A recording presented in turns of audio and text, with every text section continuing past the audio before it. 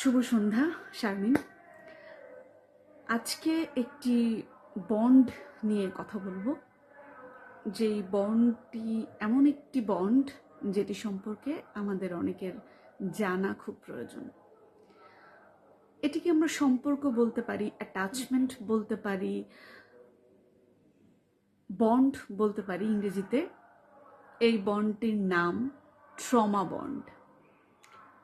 এটি এমন একটি সম্পর্ক যেই সম্পর্কে একজন মানুষ অন্য একজন মানুষ দ্বারা অনিবার্যভাবে শোষিত হয়। দিনের পর দিন, বছরের পর বছর, যুগও পেরিয়ে যায় অনেক ক্ষেত্রে। এই বন্ডটি প্রেম ভালোবাসা কিংবা বন্ধুত্ব কিংবা কোনো আত্মীয়তার মধ্যেই সীমাবদ্ধ থাকে না।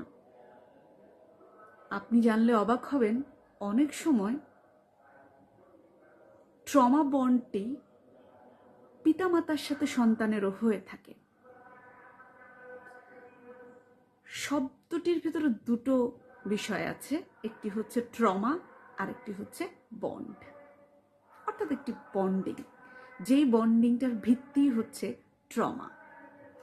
এই সম্পর্কটি সবটা সময় একটা ট্রমাটাইজড সিচুয়েশন ক্রিয়েট করে রাখে। এখানে একজন ব্যক্তি অপর ব্যক্তিকে তার জীবনে অনিবার্য মনে করে, এবং বিষয়টি এরকম যে সেই মানুষটির সাথে এক ধরনের বন্ডিং না থাকলে তার অস্তিত্বই বিলীন হয়ে যাবে। এখানে ভালোবাসার চেয়ে বেশি কাজ করে ভয়, অস্থিরতা। এই বন্ডটি রাখতে একজন মানুষ স্বাধীন, যিনি রাখতে চান না, কিংবা যার কাছে সম্পর্কটি না থাকলেও কোনো ক্ষতি হবে না বলে মনে হয়, এবং আরেকজন যার কাছে যে কোনো মূল্যে সম্পর্কটি টিকিয়ে রাখাটাই সবচেয়ে বড় বিষয়। ট্রমা বন্ড প্রেমিক প্রেমিকার ভেতরে হতে পারে, স্বামী স্ত্রীর ভেতরে হতে পারে, বন্ধুর ভেতরে হতে পারে। এটি সবাই আমরা কম বেশি বুঝি, কিন্তু খেয়াল করার মতো বিষয় হচ্ছে আমরা অনেকেই এইরকম ট্রমা বন্ড দ্বারা শোষিত। কারণ এই বন্ডটি বাবা মার সাথে সন্তানেরও হতে পারে। শুনতে খারাপ লাগলেও এই বন্ডটি শিক্ষকের সাথে শিক্ষার্থীরও হতে পারে। এমনকি ঊর্ধ্বতন কর্তৃপক্ষ, অর্থাৎ যাকে আমরা বস বলি, তার সাথে তার অধীনস্থ কর্মচারী বা কর্মকর্তারও হতে পারে।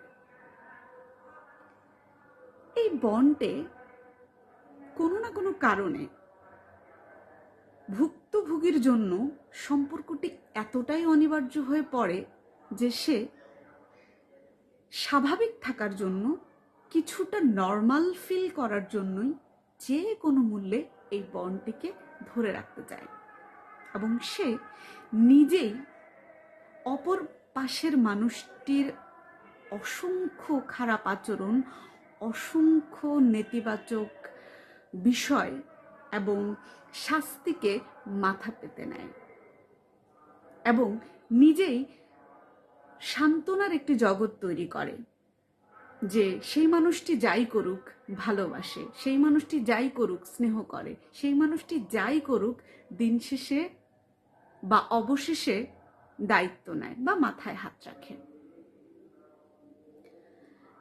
বাবা মার ক্ষেত্রে বিষয়টি এমন, বাবা বা মা যদি মারেও, অ্যাবনর্মাল আচরণ করেও, তবু সন্তান তাকে ছাড়া বাঁচতে পারে না। সেই জন্যে অনেক ক্ষেত্রে সে এটি ঠিক করে যে অনেক মারধরের পরে, অনেক অন্যায় আচরণের পরেও মা বা বাবা তাকে আদর করে দেবেন। প্রেমিক প্রেমিকার ক্ষেত্রে বিষয়টি অনেকটা অভ্যস্ততার মতো। যেটাকে আমরা বলি টক্সিক রিলেশনশিপ। শত অন্যায়, শত অবহেলা, শত অবজ্ঞার পরেও ভুক্তভোগী মানুষটি মনে করে যে দিন শেষে সে তো আমাকে ভালোবাসে। স্বামী স্ত্রীর ক্ষেত্রে বিষয়টি এরকম, শত অবজ্ঞার পরেও স্বামী বা স্ত্রী যার জন্য বিষয়টি ট্রমা বন্ডিং, সে মনে করে সে যতই অবহেলা করুক দিন শেষে আমার কাছে আসে, সে যতই কষ্ট দিক আমাকে ভালোবাসে, এবং যতই তুচ্ছতাচ্ছিল্য করুক, অসম্মান করুক, সে মূল্যায়ন একটা না একটা সময় করে। এইরকম অন্যান্য সম্পর্কের ক্ষেত্রে যেটা বললাম, বস বা তার অধীনস্থ এমপ্লয়ি, শিক্ষক কিংবা ছাত্র ছাত্রী, এই সম্পর্কগুলোতে আমরা ট্রমা বন্ড সম্পর্কটিকে বহুদিন ধরে নিজের ভেতরে বাঁচিয়ে রাখি, যেটি আমাদের জন্য অত্যন্ত ক্ষতিকর। কিন্তু সমস্যা হচ্ছে কোনো না কোনো কারণে ওই সম্পর্কটির অস্তিত্ব আমাদের ভুক্তভোগীর জন্য নিজের অস্তিত্বের সামিল হয়ে দাঁড়ায়। বুঝতে হবে এটি যদি ভালোবাসা, স্নেহ, মায়া কিংবা দায়িত্বশীলতার কোনো কিছু হতো, তবে এটি আমাদের ভয়ের কারণ হতো না। এটিকে রক্ষা করার জন্য আমাদের দিনের পর দিন ভয় পেয়ে এবং নিজেকে আত্মসান্ত্বনা দিয়ে বাঁচতে হতো না।